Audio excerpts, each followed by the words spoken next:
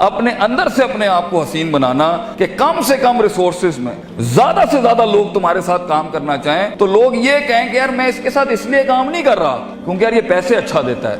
لوگوں کو قائل کرنا میں اس کے ساتھ اس لیے کام کر رہا ہوں یار اس کے ساتھ گروتھ بہت ہے, اس کے ساتھ سیکھنے کو بہت ملتا ہے, چیلنج بڑا ہے اس کے ساتھ, بہت مزہ آتا ہے اس کے ساتھ چلنے کے اندر. اپنی شخصیت کو ان لمحات میں لے کے جاؤ, ان گرائنڈز میں لے کے جاؤ, ان محل میں لے کے جاؤ جہاں پہ تمہارا نفس چیخے مار دے. ان کمفرٹ زون اور کنوینئنسز کو چھوڑو گے, دیکھنا تمہارے اندر ایسی ایک امامت آنا شروع ہو جائے گی کہ تم بات کرو گے اور لوگ بیٹھ جائیں گے وہاں پر. باقی سفر یہ لمبا ہے, اس کی لیکچر شاپس بھی بہت لمبی ہیں, اس کی ورک شاپس بھی بہت لمبی ہیں. اگر زندگی کے اندر وہاں تک پہنچنا ہے جہاں واقعی تم ایک امپیکٹ کریٹ کر سکتے ہو لوگوں کے دلوں میں, تم ایک طوفان کھڑا کر سکتے ہو لوگوں کے دلوں میں, تم لوگوں کے دلوں کے اندر وہ انقلاب پیدا کر سکتے ہو کہ وہ کم پیسوں میں تمہارے ساتھ کام کریں, کم پیسوں میں تمہارے لیے والنٹیئر کریں. چھوٹی سی کمپنی کو پاکستان کے بڑے ریکٹس کے اوپر فائل کرنا اگر تم چاہتے ہو تو سب سے ان اصولوں کے ساتھ زندگی جینا کہ گیا ہوا وقت ہاتھ نہیں آتا.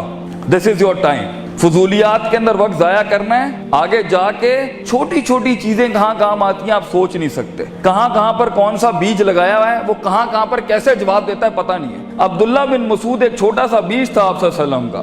آپ نے ایک دفعہ دودھ مانگا ان سے رضی اللہ تعالیٰ عنہ تو انہوں نے دودھ نہیں دیا. انہوں نے کہا میں مالک سے پوچھے بغیر نہیں دوں گا. چھوٹا سا بیج تھا, ابو بکر کے ساتھ جا رہے تھے, چھوٹی سی انویسٹمنٹ کی. آگے جا کے عبداللہ بن مسعود کتنا بڑا عالم دین, کتنا بڑا فقہ کا امام اور پھر گورنر بنے. تو اپنی زندگی میں یہ چھوٹی چھوٹی انویسٹمنٹس کرتا رہے اور فوکس رکھے اپنی منزل کے اوپر, اپنے دشمنوں کو اینالائز کرے. وہ زندگی جس میں بالکل ہی کوئی دشمن نہیں ہے یہ بھی کوئی زندگی ہے. اس کا مطلب ہے تیرے کلیجے نے چیلنج نہیں کیا کسی کو. اور اگر وہ زندگی جس میں ہر بوئے تو ہوتے ہی دشمن ہے بھی میرے خیال میں ڈنگر زندگی ہے, یہ اندر بھی کوئی فائدہ نہیں ہے. ہر جگہ ہی تو عجیب تیری شخصیت ہے کہ لوگ تجھ سے چڑ کھا جاتے ہیں. زندگی وہ ہے جہاں دشمنیاں بھی ہوتی ہیں, دوست بھی ہوتی ہیں اور اینڈ میں دشمن بھی. ورائتا نہ سیدخلون فی دین اللہ افواجا, تیری فوج کا حصہ بنتا ہے دشمن بھی. زندگی وہ ہوتی ہے کہ جہاں تیری جیت کے اوپر بھی تیرا دشمن کہے یار کیا اس پٹھے کا بندہ تھا جیتنا یہاں پر. اور زندگی وہ ہوتی ہے جس میں دشمن تجھے ہرانے کے بعد بھی کہے بندے کو تو میں نے گرا دیا ہے لیکن جیت وہی ڈیزرو کرتا تھا, پٹھا وہی مضبوط تھا. اتنا کہتے ہیں اپنے دشمنوں کو اتنا ہارڈ ٹائم دے کہ ان کی کلیجوں سے چیخ نکل جائے کہ ہم نے واقعی کوئی شیر یا شیر سے ہارے ہیں یا شیر کو ہرایا ہے. دونوں حالت کے اندر شیر کی تعظیم ہوتی ہے, بندے کی تعظیم نہیں ہوتی.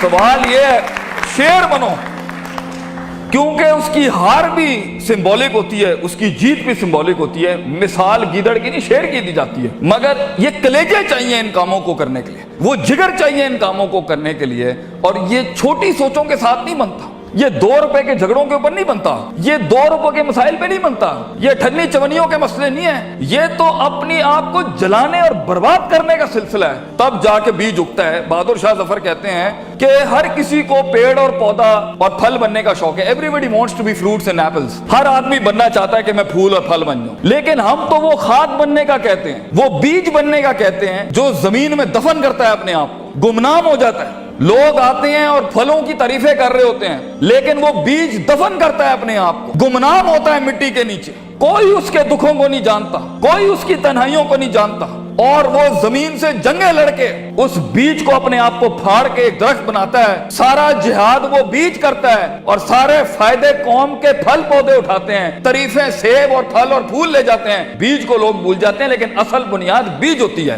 بیج بننا اس امت کا بیٹا, اس قوم کے اپنی ویژن کا, اپنی کمپنی کا, اپنے خاندانوں کا بیج بننا کہ تمہاری بنیادوں کے اوپر نسلیں جمع ہوں, نسلیں کھڑی ہوں, پھل پھول لگیں تمہیں. اور انہی درختوں کو پھل لگتا ہے جن میں عاجزی ہوتی ہے, جو جھکے ہوئے ہوتے ہیں, جو ہمبل ہوتے ہیں, جو اپنی نفس سے آزاد ہو کے قوم کے جمی تر بینیفٹ کے اوپر اپنے تکبر کی قربانی دیتا ہے, اپنی میں کی قربانی دیتا ہے, اپنی مزاج کی قربانی دیتا ہے, اپنے وقت کی قربانی دیتا ہے, بغیر مفادات کے کھڑا ہوتا ہے, بیماریوں میں لڑتا ہے اپنے خوابوں کے لیے. ایسے لوگ جا کے پھر جا کے کئی پرسنٹ کا چینج آتا ہے. اور یہ کرتے رہنا ہوتا ہے, کرتے رہنا ہوتا ہے اس حد تک کہ آپ کو پتہ بھی نہیں ہوتا کہ آپ کا نام کن کن محفلوں میں اور کن ستاروں اور افلاک کے اوپر چلا جاتا ہے. تو یہ شہرت کے لیے, لوگوں کو جھکانے گرانے کے لیے, کسی کو ذلیل کرنے کے لیے, کسی کو تھلے لگانے کے لیے انسان خواب نہیں دیکھتا.